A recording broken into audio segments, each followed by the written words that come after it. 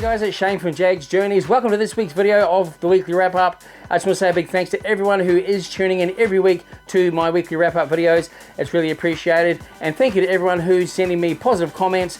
It's also greatly appreciated. Anyway, let's get right into this week's video.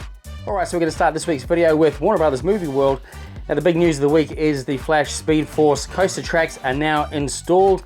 So we saw them getting installed throughout the week. And I visited the park on Saturday and the tracks are fully in place now. So that's really exciting. So obviously the Superman Escape ride has been closed for a week and again for another week because that ride is being installed essentially in the ride envelope within the Superman Escape ride. Now the Flash Speed Force won't be open until April 2024, so they're doing full upgrades on the ride operating system and even the launch system as well. Plus there's plenty of theming and obviously testing they need to do. So that'll be opening April 2024 and we'll definitely be looking forward to that. Now unfortunately there still hasn't been any announcement on what's happening with the area where the old Looney Gardens and the old Tweety retail store used to be. So that's still fenced off and no announcement yet. Lots of speculation out there, again like we mentioned last week. I believe there should be some announcement happening there very, very soon.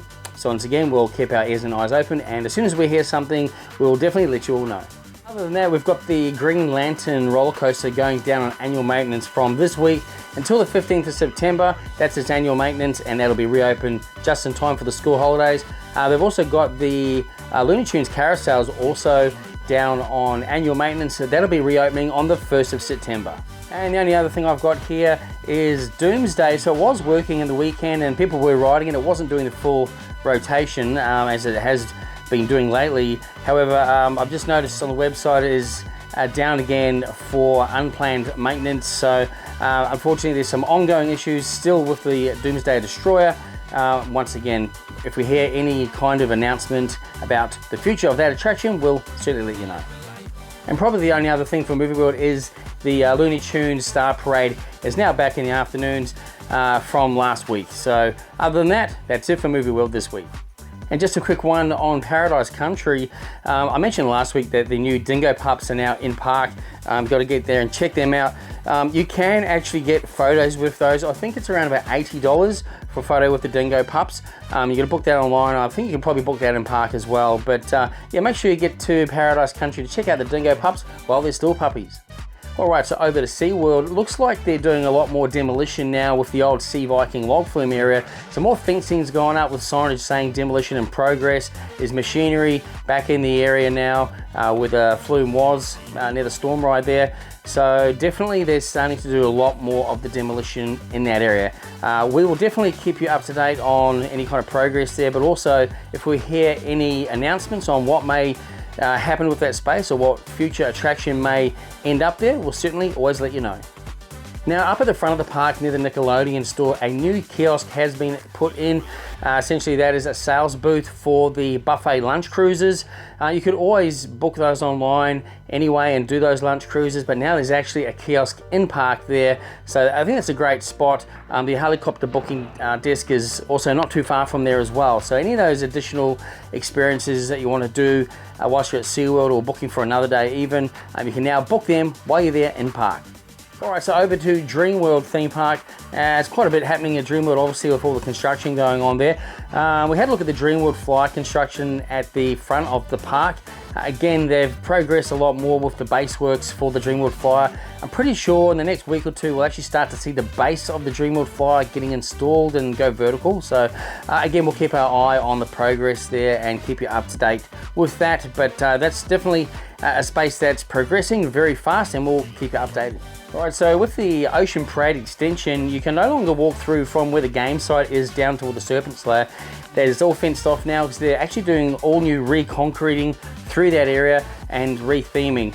And obviously with that, the dodgems are now closed. So that's currently under, well, essentially it's under heavy construction and it's being re-themed to the deep sea dodgems.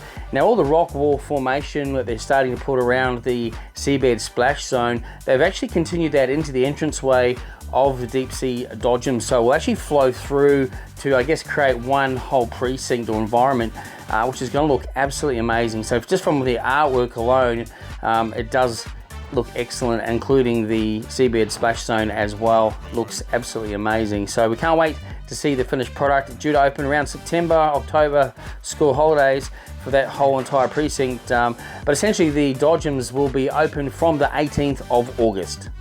Also, just with that closure, there is new signage put in now in Main Street, which actually directs you over the Kenny and Belinda Dreamland Bridge if you want to get to the Parent Centre or the Serpent Slayer or Tiger Island. So you've got to go that way to get around to that part of the park. Now, we featured most of this on our video we just released about Dreamworld, but next to Belinda's Treehouse, they've put in new fake grass right next to that, and we're not sure what they're doing with that area. It may just be to help it flow better and of the look of the treehouse area, because it does actually look like it's supposed to be there, and it definitely flows better than having a concrete piece in between there. But again, if we see anything that's progressing or updated for what's happening with that area, we'll certainly let you know. But also with Kenny's Forest Flyer, the painting looks to be completely done.